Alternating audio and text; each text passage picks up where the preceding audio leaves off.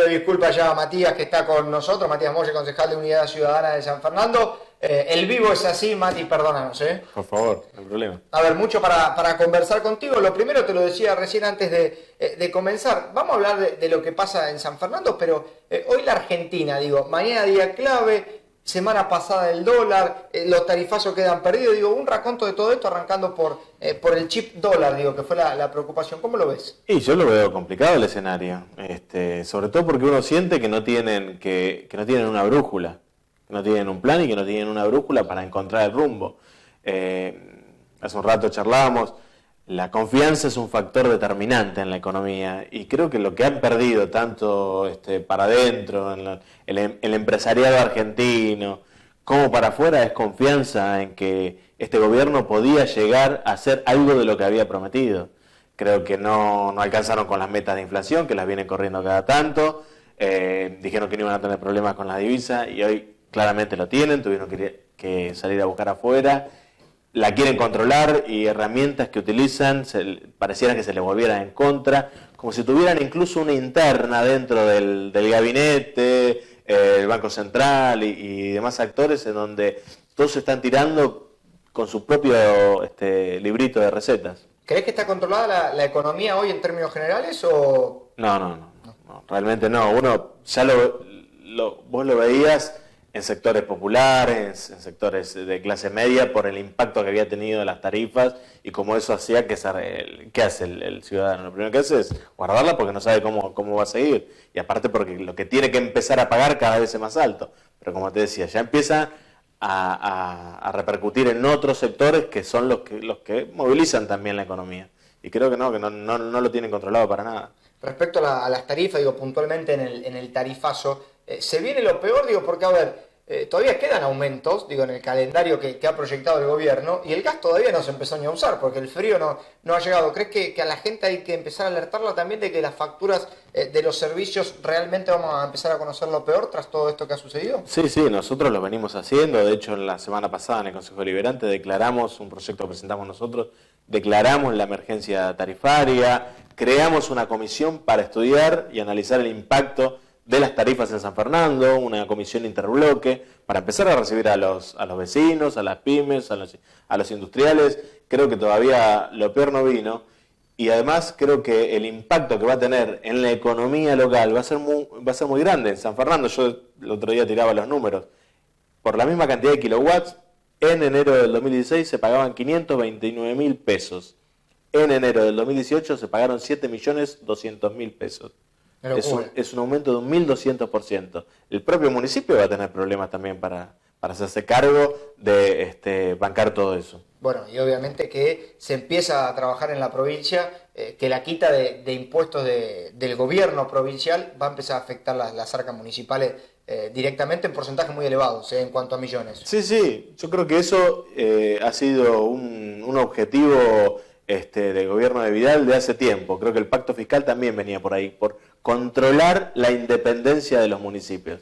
Aquellos municipios que hayan logrado alguna cierta independencia en términos financieros, controlársela o a través del pacto o en este caso ir por la parte impositiva que le iba a los municipios. Me parece que no es la solución, me parece que es una solución incluso hasta demagógica porque el porcentaje para la factura es pequeño, pero para los municipios es alto. No, sin lugar a dudas, por eso reparaba en lo que bien vos mencionabas. A ver, sos un hombre de la política, te corro un poquito de lo económico que repasabas recién, y afrontamos, un ciclo muy prolongado de caída de imagen del presidente. Estamos quizá en la mayor situación de que los números le dan quizá más por debajo.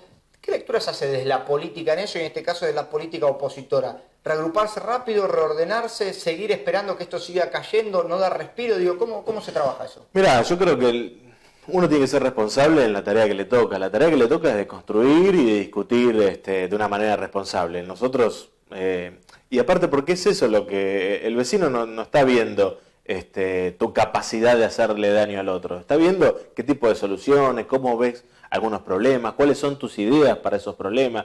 Me parece que hay que tener mucho cuidado con el discurso, ser muy inteligente con eso y sobre todo después también para adentro, ¿no? Conformar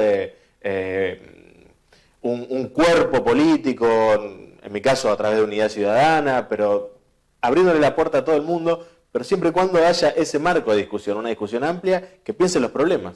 La última, antes de meternos lleno puntualmente en San Fernando, hablabas de Unidad Ciudadana, obviamente que el nombre propio que se repara ahí es el de Cristina, y rápidamente surge quizá la diferencia del peronismo con Cristina, sin Cristina, Unidad Ciudadana es otra cosa, digo, frente a este contexto y a esta necesidad que surge desde la política, ¿cómo se convive con eso? ¿Hay que ser una unidad sin Cristina? ¿Hay que ser Unidad Ciudadana sin PJ?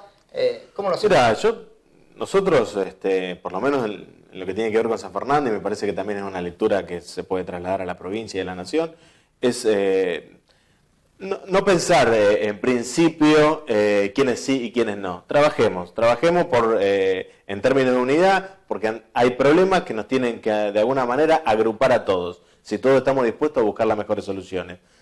Hoy, un año antes, expresar sin Cristina, con Cristina, yo claramente, para mí Cristina es conducción, entonces no hay discusión, pero incluso creo que es perder un poco el tiempo si yo me pongo a discutir eso con otros espacios políticos y no de lo que le está pasando ahí a la gente. A ver, es importante la reflexión porque a veces a la dirigencia le falta, ¿no?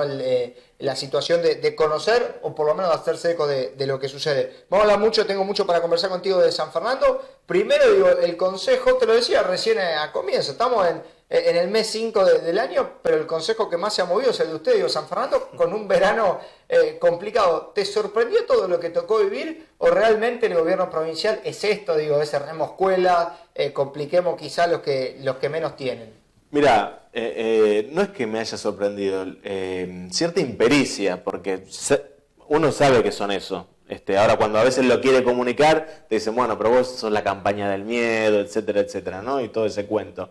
Ahora cuando te dicen, vamos a cerrar 8 escuelas, ya el número te parece grotesco. Pues yo siempre dije, si ellos hubieran dicho, cerramos una escuela, todo el trabajo que hicimos nosotros hubiera sido mucho más difícil. Ahora cuando dijeron, vamos a cerrar 8 escuelas, la gente, lo primero que le dijimos a los isleños fue, tienen que convencer al continente de que acá hay un problema. Pero el continente se convenció enseguida. Nosotros aprovechamos para discutir también la educación en ese marco, pero todos estaban de acuerdo en que no tenían que cerrar. Bueno, a ver, yo suelo reiterar el tema, digo, más allá de lo que transcurre el año, porque para mí no creo que haya acción más grave que cerrar una escuela. Entonces, en este caso me parece que lo interesante es que no nos olvidemos de los temas. Porque nos pasa en la misma vorágine que hoy hablamos de San Fernando, vamos a hablar de la rendición de cuentas, de la gestión y demás, y esto queda perdido. No, bueno, me parece que es elemental refrescarlo y obviamente conocer las posiciones de todos. A mí lo que no me va a parar de sorprender es que cualquiera que viene acá a conversar respecto de la situación de Cambiemos, libre de cuerpo, nos equivocamos. Ya lo resolvimos, ¿no? Tienen un poco esa cosa que yo se los decía en una discusión que tuvimos en medio de la sesión, porque ellos hasta en la sesión dicen, bueno, los funcionarios de educación no conocen el territorio, no conocen el delta, entonces no entienden las características específicas que tiene la zona. Estás tomando decisiones, vos tenés que conocer, y si no conocés, hablás incluso con aquellos que sí están como para... Viste, me parece que hay ahí, como te decía al principio, hay mucha impericia. Y después, creo que en el PRO, pero a todo nivel, o en Cambiemos, a todo nivel hay una cosa que, si yo te digo que me equivoqué, me vas a perdonar. Me hacen acordar un poco a mis hijos, que me dicen, perdón, y siempre se equivocan de la misma manera y creen que con decirme, perdón, ya con eso lo resuelven. No es así, muchachos, están para gobernar. No, a ver, coincido y me río porque se ve mucho eso. Antes no te decían las cosas que hacían mal, ahora te las decimos y pedimos disculpas. Es raro. A ver, yo digo, es raro y me parece que entramos en una lógica media complicada, como lo veo de afuera, no sé claro, si... Pero no es que me equivoqué y te dije, en vez de Mariano, ¿qué haces, Carlos? Uy, discúlpame. No, cada vez que se equivocan, el impacto es muy alto. No, a ver, coincido plenamente, pero a ver, te llevo puntualmente a la situación del Consejo, cómo convivir en este espacio de 20 concejales, y yo digo siempre lo mismo y se me enojan. Alex Campbell renunció a la baja y volvió después. Sí. Digo, esa situación, ¿no provoca cierta falta de respeto a la institucionalidad o para vos es normal y la política No, para mí eso no lo debemos, no debe pasar desapercibido esa cuestión. Alex vino por primera vez, Campbell vino por primera vez al Consejo este año, el jueves pasado. Y tuvimos un montón de sesiones extraordinarias en donde se discutieron cuestiones específicas como el cierre de escuelas del Delta. Nosotros el jueves pasado discutimos, entre otras cosas, el tarifazo. Yo si soy subsecretario de Asuntos Municipales del gobierno de la gobernadora Vidal, levanto la mano y defiendo las decisiones que está tomando el gobierno. pero no levantó la mano, no dijo ni A. Bueno, yo creo que es un poco como ellos viven esta situación de qué es la política para ellos. Si no, tienen mucho ese discurso de oposición, y vos cuando te toca gobernar, te tenés que olvidar del discurso de la oposición, tenés que empezar a explicar, tenés que empezar a defender. Y bueno, yo creo que le falta eso un poco. ¿Le cuesta el trabajo hoy que tienen en la política? ¿Crees que pasa eso? Por lo menos en San Fernando, ¿no? En San Fernando, y te diría que en muchos niveles diferentes, en la provincia de la Nación me parece que también pasa lo mismo. Cuando vos enseguida lo primero que encontrás como respuesta es lo que hicieron antes, entonces, macho, te toca gobernar de nuevo, defender, tomás decisiones, podemos estar en acuerdo o en desacuerdo, pero defendelas, si estás para eso. A ver, hablo con Aparicio, me dice, no hay mucha diferencia entre el gobierno o la gestión de Scioli con la de Vidal. Hablo con alguien del PRO y dice, el oficialismo no se hace cargo de absolutamente nada de lo que pasa en San Fernando. Ustedes como oposición política quedan en el medio, les resulta conveniente, los incomoda un poco y te lo llevo más a lo personal. Digo, esto de estar entre estas dos situaciones y estas dos diferencias, ¿no lo crees como una posibilidad de oportunismo político? Digo, ¿cómo lo trabajan eso? No, mira, nosotros, el hecho de que la provincia haya tomado ciertas decisiones y la nación otras tantas, y nosotros hayamos actuado en consecuencia para que esos problemas estén en la agenda, el de las escuelas, el del tarifazo, el hecho de que Pharmacity quería venir a la provincia de Buenos Aires, hicieron que nosotros presentemos una cantidad importante de expedientes, proyectos de resolución, de ordenanza, de decreto, en donde el oficialismo nos acompañó. Bien. Entonces, de nuevo, una cosa es la discusión política y la electoral que vendrá el año que viene.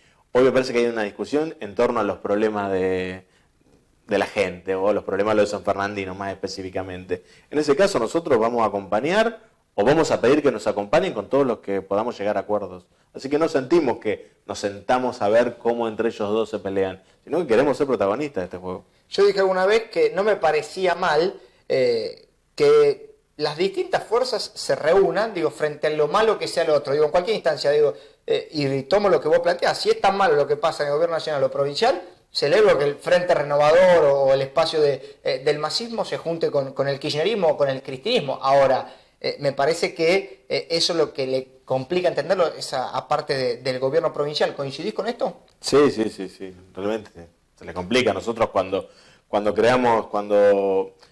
pusimos la creación de esa comisión interbloque para discutir el tarifazo y el impacto que las tarifas tienen en San Fernando para recibir a los vecinos, justamente dijimos, yo en medio de la sesión, como ellos pidieron que se archive, ni siquiera lo quisieron discutir, pidieron que se archive directamente, espero que vengan a la comisión, que no se abstengan de venir a la comisión, porque eso les va a permitir escuchar las historias reales de lo que le está pasando a los vecinos.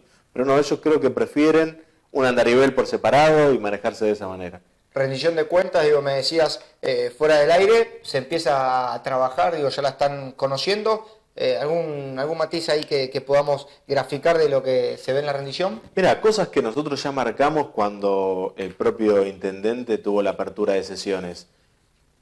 Está claro que en San Fernando se hicieron una cantidad importante de obras, eso no está en discusión. Nosotros nos enfocamos en que hay toda una política social y sobre todo en esta época en donde que se hace mucho más necesaria de contención, pero también mucho más de promoción, que no se ve en el municipio de San Fernando. Lo vemos claramente en el presupuesto y también lo vemos en la práctica. En su discurso incluso lo vimos. No hay una sola política dedicada a la juventud. No hay ni siquiera un área que se dedique a pensar la juventud, la promoción del trabajo. Nosotros hoy, casualmente, vengo de una reunión en el Consejo Deliberante con emprendedores, porque presentamos un proyecto de ordenanza para que se empiece a pensar en San Fernando, como ya se hizo en otros distritos, en la economía social, en los emprendedores, que también mueven la rueda de la economía. Pero parece que en San Fernando no existiera. Nosotros debemos pensar también en esos sectores. Bueno, todo eso en el presupuesto es donde más se ve. A ver, y pienso un poco en... Donde más se ve su ausencia. No, a ver, pienso también en lo que depara la rendición de cuentas y el trabajo que le toca a ustedes. ¿Al vecino le interesa que ustedes le cuenten en lo que se gastó o lo que no se gastó el presupuesto, o es algo muy nuestro? Digo, que sabemos que por ahí las sesiones no todas son interesantes y encontramos en esta y en presupuesto un tema realmente de interés, pero es lejano al vecino. Mira, a veces sí, tenés vecinos que están acostumbrados, porque se informan, porque quieren discutir, y a veces no. A veces es un error que que cometemos mucho, nosotros los que estamos en política, que es enseguida ir a contarle lo que creemos, lo que nos interesa a nosotros y creemos que le interesa al otro. Lo principal para mí es escucharlo. Porque en esa charla seguramente vos vas a poner el dato para fundamentar tu respuesta, poner el dato de, bueno, pero se está gastando en esto y no en aquello. Porque vos de alguna manera das cuenta que sabes de lo que estás hablando. Obvio. Entonces no vas directamente a decirle, ¿sabes lo que está haciendo tu intendente? No, anda a escuchar. Y seguramente en esa charla va a salir la información. A ver, pienso en esto de escuchar, no es habitual, ¿no? Digo, en el consejo que venimos relatando y en la situación, faltan instrumentos, les cuesta al político una vez que agarra la banca. Digo, ¿cuál es el motivo que uno puede plantear que falta la escucha de parte de un concejal en un marco de política municipal? Lo que pasa es que escuchar implica asumir un compromiso. No podés escucharlo y hacer como si no pasó nada, como si eso no te afectó de alguna manera, como si no produce, sobre todo si te toca gestionar. A veces dicen que para la oposición es más fácil escuchar. Nosotros tenemos que escuchar y cuando nos tocó gestionar, también nos tocó gestionar. Cometimos errores, seguramente muchísimos, pero también seguramente aciertos, productos de haber escuchado. Creo que el peronismo sí tiene eso, de que sabe escuchar. O por lo menos así, de esa manera lo vivo yo.